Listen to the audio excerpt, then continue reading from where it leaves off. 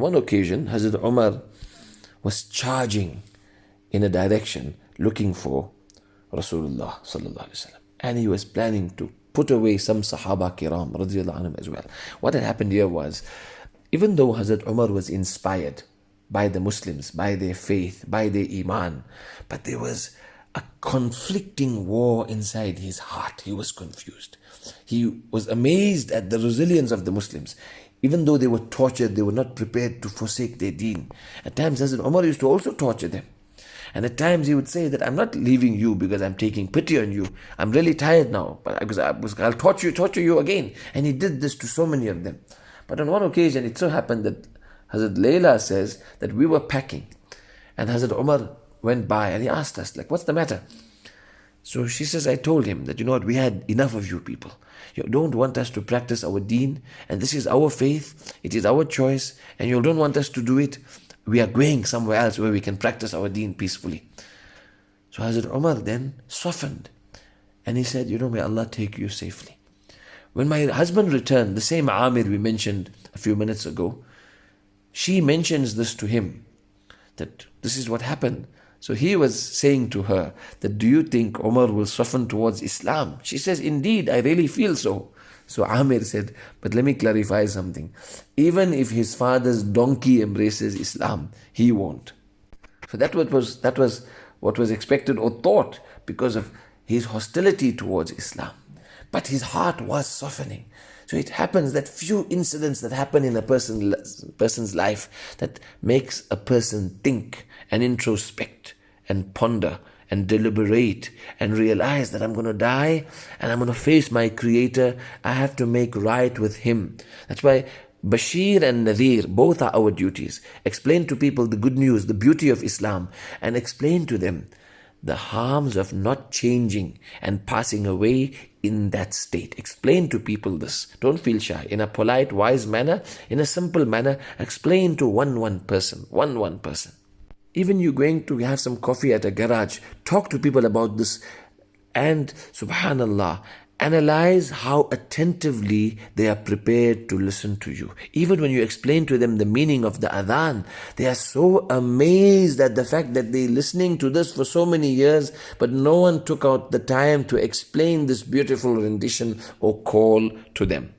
So Hazrat Umar is marching and charging in the direction where he thought he could find Nabi Sallallahu Alaihi Wasallam, because he had a dastardly intention. And Hazrat Nu'aym sees him. Nu'aym bin Abdullah al-Naham. Where are you off to, Umar? He says, I'm going to this irreligious one who has split our community and he condemns our religion. I'm going to end it off. So Hazrat Umar wasn't bearing the conflict anymore. And this was worrying him. He sees the truth on the one side, but he sees his seniors on the other side, and he sees this conflict in Makkah that he couldn't bear anymore. Anyway, Hazrat Nu'aym senses danger. So now he has to convince Hazrat Umar to stop these evil intentions of his. He says, do you think Banu Abdi Manaf will leave you to walk on this earth when you have killed Muhammad Sallallahu Alaihi Wasallam? And you know his family Banu Hashim and Banu Abd Manaf and so forth and so forth. Rather, Nu'aym is wondering and thinking, how will I convince Umar not to do this? So he also got shocked. Are you also from them? He says, leave that. Why are you starting with Muhammad Sallallahu Alaihi Wasallam? Start with your own household. أَفَلَا تَرْجِعُوا إِلَى أَهْلِ بَيْتِكَ فَتُقِيمَ أَمْرَهُمْ. Start there. He says, what do you mean? Nu'aym says, your own family members, like your brother-in-law and your sister, they have embraced Islam. He says, what? Hazrat Umar immediately directs himself in the direction of their home. And Allahu Akbar, ta'aleem was taking place in the home. And Hazrat Khabbab used to guide them concerning the teachings of Islam. So the couple was doing ta'aleem, and at that time they were learning Surah Taha. Subhanallah. Imagine we establish such an environment in our homes, husband, wife, children, learning Quran, learning deen, studying the deen, doing the halaqah of ta'aleem, the lives of Sahaba Kiram, radiyallahu anhum. What an amazing environment of Iman. This is one of the a'mal of hidayah that our ulama tell us. Da'wah, ad-da'wah, da'wat, ta'aleem, dhikr ibadah, and khidmah. These are the a'mal of hidayah. Hazrat Umar marching in the direction of their home. When he comes there, when he arrives, he hears them reciting. And when he wants to get in, as he gets in, he says to them, "What was I hearing? What was that sound?" So they say, "Actually, it's not what you think. It's not that. Well, it's nothing. You haven't heard anything." So he says, "Indeed, I know what you are doing. You are following Muhammad ﷺ. لَقَدْ أُخْبِرْتُ أَنَّكُمَا, both of you." And Hazrat Umar then goes for his brother-in-law and bashes him and drops him. And his sister comes to stop him and to pull him away. And in that she gets hurt. And then when Umar sees the flow of blood, he felt this remorse. And then, subhanallah, they told him, his brother-in-law told him, and his sister told him, "Umar, we have embraced Islam. We have brought Iman. You do what you like. Fasna' ma badalak. We'll never forsake our deen and Iman." But Umar's heart was softened when he saw what happened to his sister. Anyway, he said, "Okay, let me see. What were you all reading? What were you all learning?" And Allahu Akbar, one interesting report says that Hazrat Fatima radiallahu anha kept the scriptures under her. So she sat on it. But obviously, this is not permissible. In normal circumstances, this is totally impermissible. How can one sit on the Quran or disrespect the Quran Kareem? But here in this case, it was to protect the Quran Kareem. Then in this case, this is necessary. If the Quran was to be decimated, and one had to then protect it and put it in a box and then sit on top of the box to make the opposite person realize that the Quran is not here, because Muslims would not disrespect the Quran Kareem. In that circumstance, it would be permissible and nay, meritorious. Anyway, they refused to give Hazrat Umar the pages of the Quran Kareem, and then he insisted and promised to show respect. Then they asked him to go and clean himself, and he went and washed. And when he returned, they gave him the scriptures of the Quran Kareem, wherein, subhanallah, enshrined the surah, subhanallah.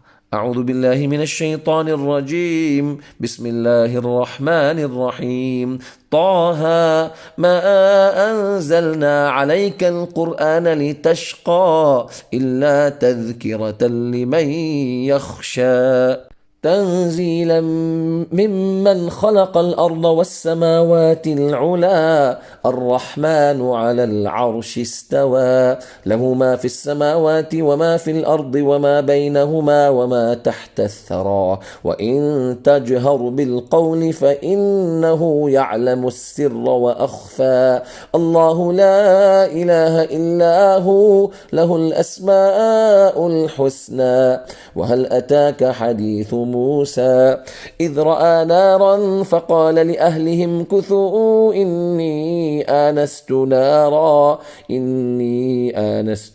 لعلي آتيكم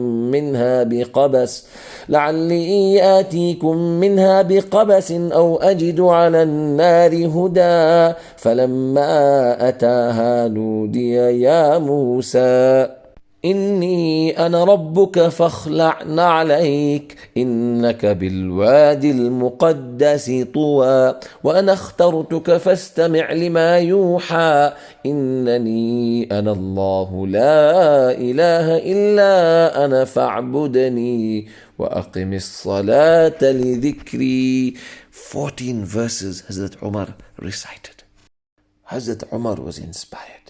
He says, none but the being worthy of worship can reveal such verses. And then Hazrat Umar asked, take me, dulluni ala Muhammad sallallahu alaihi wasallam. Hazrat Khabbab, who was hiding and concealed, he came out. He said, I must tell you, last night, the Thursday night, Allah's beloved sallallahu alaihi wasallam, Allah's Nabi sallallahu alaihi wasallam made dua for you. So we learn Allah's Nabi sallallahu alaihi wasallam used to take people's names and make dua for them. There was a Jamaat just a few days ago. What an amazing Jamaat, subhanallah, from Ashrafil. And teacher Sahab was telling us that 40 years ago, he was teaching in the school in Dundee, and Bhai Padia rahmatullah alayhi came to meet him and invited him to a fikr and a jor in Newcastle. He thought, well, I'll go there. But anyway, he narrates a lengthy story where finally Allah did inspire him to come. He says, when I came and I arrived in the town masjid in Newcastle, there was this pious man by Padia waiting there for me. And he asked me, you need to make wudu and so forth. He says, I'm thinking to myself, I don't even know wudu. Anyway, I was helped. And then he arranged meals for me. And then he asked me, did you bring bedding? I said, no. He arranged for me bedding. And he put it next to his bedding. And at night, I actually couldn't sleep. It was my first night where I had to sleep in a masjid. I didn't know about salah, wudu, and so forth and so forth. He says, my eyes wake up at 2:30 over the crying, the sobbing of someone. And I got worried. What is this? What is happening? Is someone hurt? Is someone in pain? I got up and I go to the corner of the masjid where I see this old man crying to Allah. Crying. And I was worried. What is this?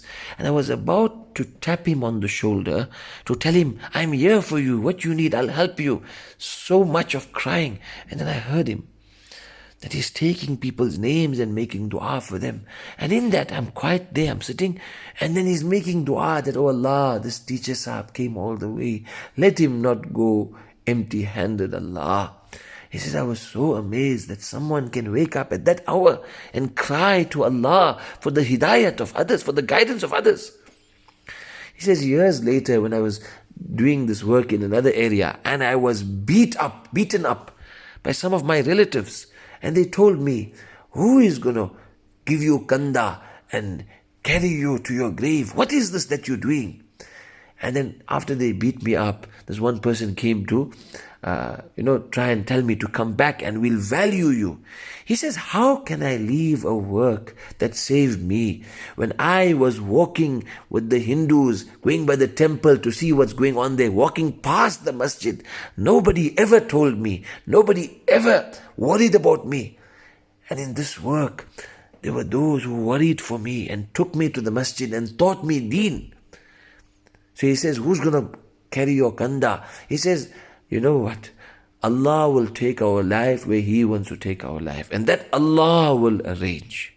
My point is, amazing is the dua of our pious people. They would take one person's name and make dua for them. You and I also. Awaken for tahajjud and let's cry to Allah. Whoever we speak to in the day, at night make dua for them. If we spoke to a Muslim brother to take him with us to the masjid, make dua for him at night. We spoke to a non-Muslim, member at our staff, or in town, or the doctor, or a laborer, or, a physician, or the specialist, and make dua for him. Ya Allah, give this person hidayat, and so forth. This is the sunnah of our beloved Sallallahu Alaihi Wasallam.